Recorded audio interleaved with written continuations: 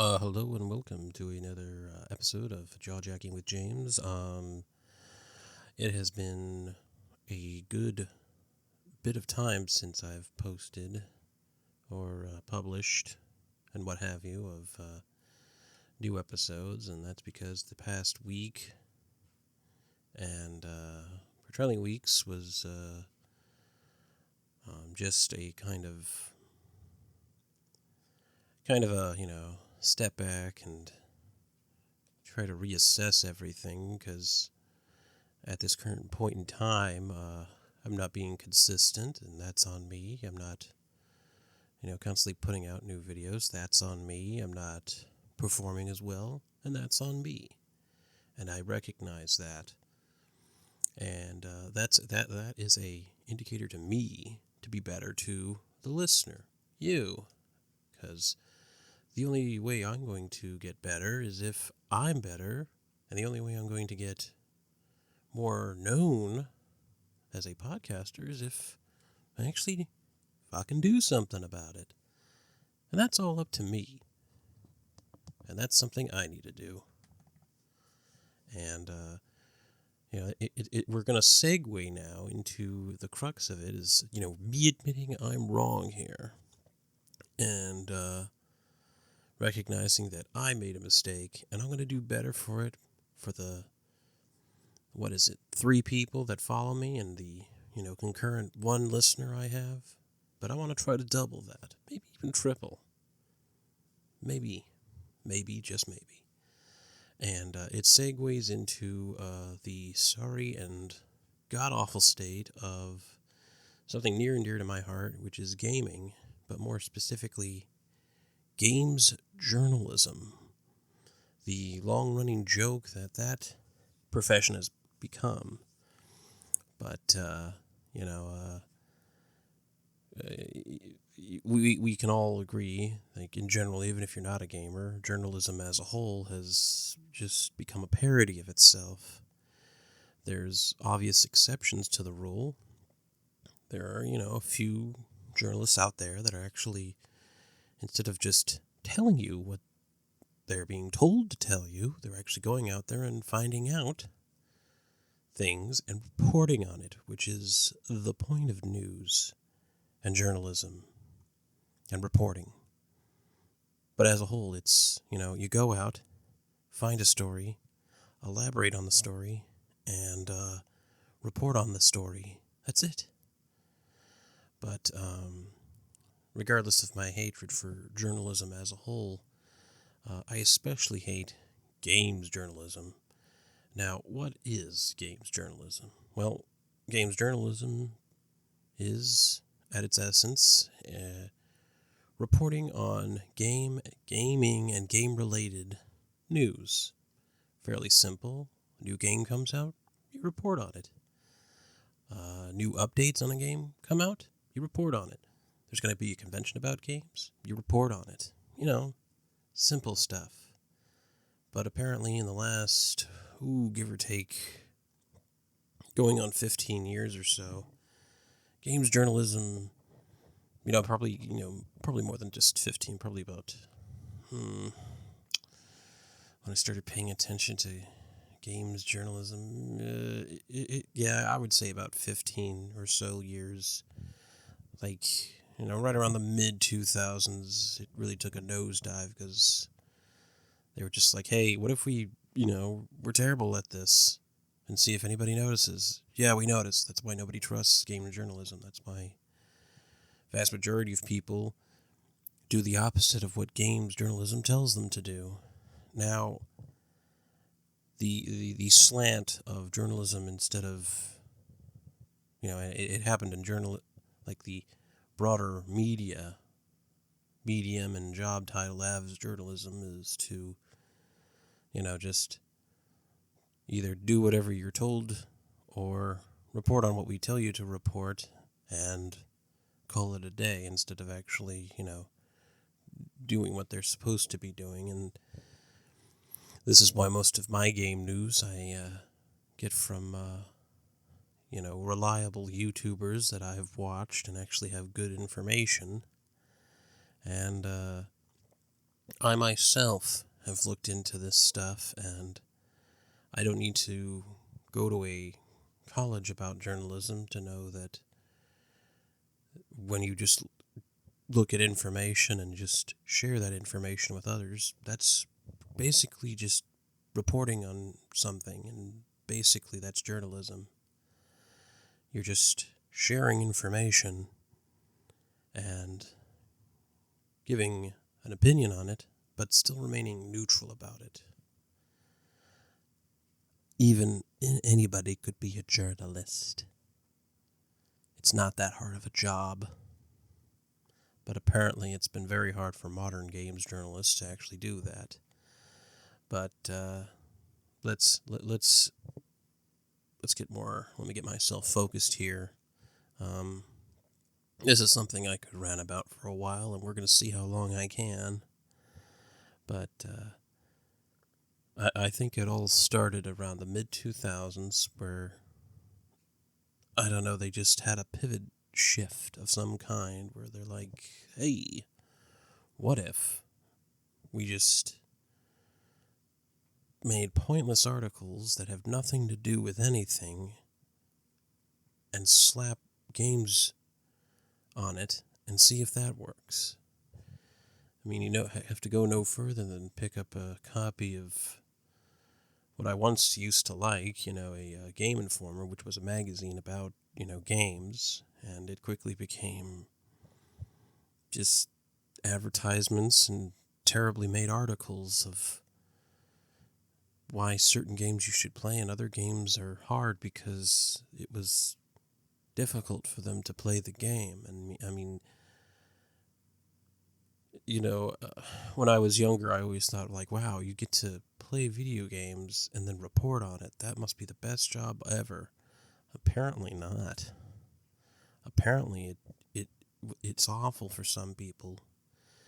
And, you find out in retrospect, this is years ago, I find out that many of the games reporters, they have this weird thing where they don't even like games. They don't like video games. They don't like them at all. They don't like what they represent. And yet they have jobs where they report on it, which doesn't make sense to me. Why would you do something in a field you don't like, but yet get a job in it? That doesn't make sense. It really doesn't. But it's an overall problem in all of gaming and just entertainment media in general. It's like, if you hate this, why are you, reporting on it as part of your job? Why don't you get a job in something you like? But if they did, then nobody would read their articles, because there's not really a big demand for bullshit in an article like 10 ways you can be more of a socialist, or compare yourself to one of these Soviet leaders. And I say Soviet and socialist because a lot of them are very, very, very, very leftist commie kind of people. And they're not, hey, more power to you if you can somehow make that political spectrum make sense to you. For me, it doesn't make sense. It's never made sense because it's not supposed to make sense, and that's the point of it. But if you're going to push that on me where it has nowhere to be and is actually counterintuitive and against of everything that gaming is, why are you doing it? And the key factor is because they want their ideology to be gaming. And they've already been doing it with a lot of modern games, and gamers don't like it. And they wonder why. Well, it's because, for a long time, gaming culture is, I'm going to do what I want. Screw you to tell me what to do, and I'm going to enjoy my video games. That's the crux of it all, and they don't like that. They being the left-leaning activists who hate gaming, yet they're in the gaming industry, which, it comes back to the same questions. It's like, if you hate this medium so much, why are you in it? I mean, I'd love to be into the gaming industry and talk about gaming. I've been gaming since, give or take, the late 90s. I was like 7 or 8. That's when I started like really gaming on my, I got my first Game Boy Color and I started playing Pokemon. Before that, I would go over other people's houses and play their video games, but I didn't have a video game system myself. My sister had a Sega Genesis, and I only played that whenever I got a chance to. Most of the time, I would just go over other people's houses and play video games, because I didn't have one at my house. But I think around 2001, I finally got my own... excuse me. Ugh. Burp got stuck in my mouth. Sorry about that. Anyway. I think about 2001 for Christmas, I got a PlayStation 2, and that really jump-started it, and I got the PlayStation that came with Gran Turismo 3, which was like one of the... No, wait, it was 4. Gran Turismo 4, yeah. I played 3 later, but it came with Gran Turismo 4, and it was hands down one of the best racing games I've ever played. Ever. And nothing got better than that game. Though I kept playing the same track, and I didn't find out till later that, you had to play other tracks in order to, advance it. But, kid me, whatever. But I did play a lot of other games. I played a lot of Star Wars Battlefront, Medal of Honor, the older Call of Duties that were put over to the PlayStation. I mostly played shooting games. That was my thing. But in that time, like, I would play games, and I would notice that they would say that certain games were bad when I knew they were good. But this was also back when G4 TV was back on, and I thought at the time the various personalities on it were actually enjoying games, but apparently certain people like Adam Sessler, he apparently a guy I used to respect, actually enjoy,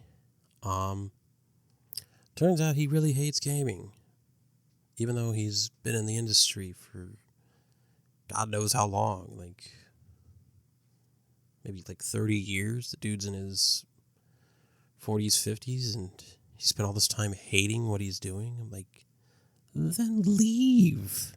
I if I didn't like where I was, I left it. I left a job that was,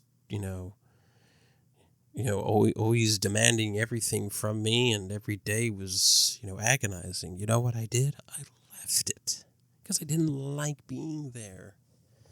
It's like, if you don't like your job, why don't you leave it? That's what I don't understand about these people. It's like, if you hate gaming so much, then why are you in it? And, you can see it in, I can put links to the various, quote unquote games journalists, and it's like thinly veiled, like, I hate what I do, I hate you, I hate myself. It's like why do they do this? And it's just, I will never really understand why people in an industry will hate something so much, but yet keep doing work in it. Like, have you thought about leaving it and doing something else with your life? Maybe take some time off, reassess, and move on with your life? Like, There are tons of them. It's just like all you have to do is go on Twitter and look up like prominent, games journalists from your Kotakus, your Polygons, and what have yous, and it's like I'm a games journalist, but I hate games. It's like, why play them? If you don't like the hobby, get out of the hobby. And let other people who actually like the hobby get into the hobby. But they can't have that because that means they lose control. The very little control they have. And I'm happy to say that, the unholy thing that is Kotaku, which is formerly a gaming's information website, I'm glad it's falling apart and hopefully will die soon, but, they put it on life support and have some of the worst people ever still working for them, and if it was up to me, there should be no problem making games articles. It doesn't, it would be, you have to, work at it, but at the same time, it's like you play some video games and you make some articles about it. You find out some new information about games coming out and you report on it. I didn't think that would be so hard. You could do it. I could do it with some mild research and a bit of trial and error and someone else proofreading me. It doesn't seem that it could be that hard. Right now, I'm sitting at my computer desk in my room with air conditioning on. Got a glass of water here. I've got a TV right there. I can pause and watch some TV. I've got my phone here. If a bunch of YouTubers and podcasters can report on things that are going on from a lot of the times from their own homes, then what's to say you can't in a controlled environment, air conditioned, access to some various comforts in an office, some coffee and food and air conditioning in a first world country, gotta add that because that's always a comfort. Is it really that hard? I've just thought up 5 articles of mostly about games I play, and I could do them right now, but I'm not officially paid to do, games journalism, so I would have to be paid to do it. But I think the biggest issue is that we have people who don't like games making articles about games, which makes no goddamn sense. But what would make sense is what you do is you take all the games journalists, just gather them all up, fire them, tell them to get jobs somewhere else, and hire a bunch of game YouTubers who have a large following, and I think you fixed it. You give them, you tell them like, hey, here, make some articles about these games, and they're like, okay. And whether they're positive or negative, it's still, a lot more honest and unbiased, and people want that. I want that. I hope you, the listener, want that. All of gamers want that.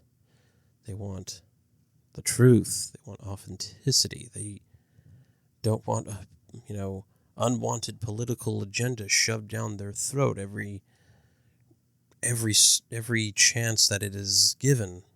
Because let's be honest here, this left-wing movement that's been going on for the last 10 years or so, I was sick of it the moment it came around.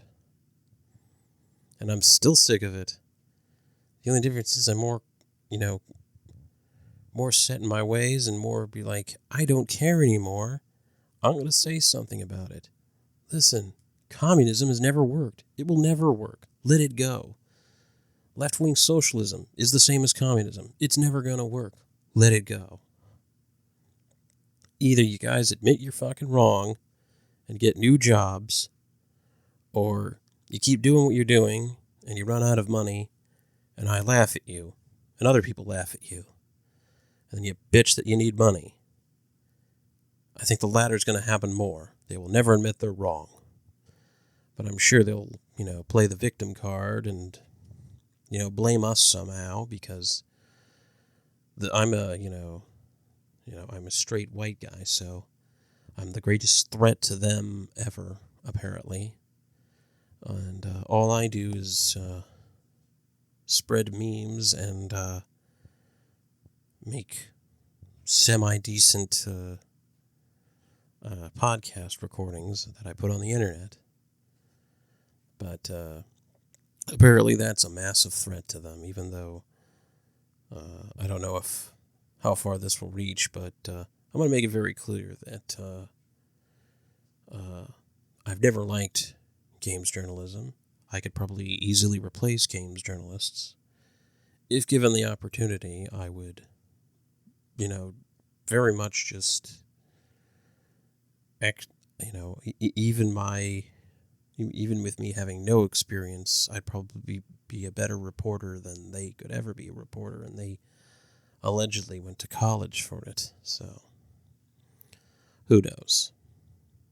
This is just the ramblings of a guy sitting in his room, yelling into a microphone, but, what do I know?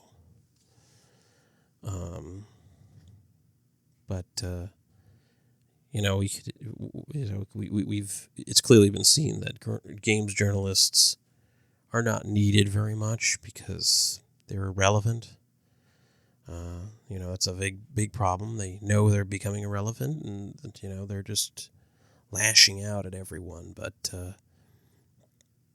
what you could do is, crazy thought here, why don't you play games and then report on them? Maybe, but there's so much, hatred towards them, and they hate us as gamers too. So it's just, there's no redemption other than why not remove the games journalists from the equation? Because they're clearly never going to change. The various, talking heads that, display themselves as games journalists, as it will, they seem to think that they're, large and in charge, but they're really not. They're just desperate and trying to rage bait people. And what's that one little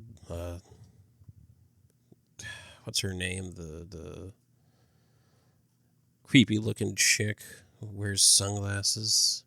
It's like Alyssa something, Alyssa Bacompte or Bacante or something like that. I knew I had it somewhere. Oh, there she is. Yeah, Alyssa Bacante. Yeah, she looks like every dorky 12-year-old kid trying really hard to be cool to older kids, but just ends up getting punched in the face or given a wedgie. I mean, she looks like one. I'll link to a video of her, but from what is it? Yeah, another a more reliable source of games reporting. Free plug for side scrollers. I love watching them. I don't always get to watch their live things, but I do enjoy watching them when I get a chance to. Free shout out to them. Side scrollers, you guys are great. But yeah, that just goes to show, games journalists have been replaced with, games podcasters and game YouTubers. And frankly, I couldn't be happier because, if, any gamers, are listening to this, it's like, which do you trust more? A games journalist or a game YouTuber reporting on a game who's like spent a full month, playing a new game or what have you? I think you trust the YouTuber more. I mean, I have. I mean, I think it was around 2009 or 2010. I started really just not listening to anything games journalists told me and just listen to anything but them, because you can't trust them. They're liars. They like to lie. And they're also, communists. And nobody likes communists. They're awful people. I don't trust them. Neither should you. Anyway, I wanted to get this out there, and I'm going to try to get some more stuff out over the course of today and the rest of the week, because I'm a bit behind, and I haven't posted in like 9 days, and I need to fix that. Once again, I admit that I am not performing as well, and I'm not going to get any better unless, I get stuff out there. So, I want to thank you, listener, for listening. Give me a follow, give me a like, tell your friends, tell anyone who likes to listen to a, raspy 30-year-old guy talk into a mic. And you have yourself a good day. I'll see you around in the next one. You have a good day. Bye-bye.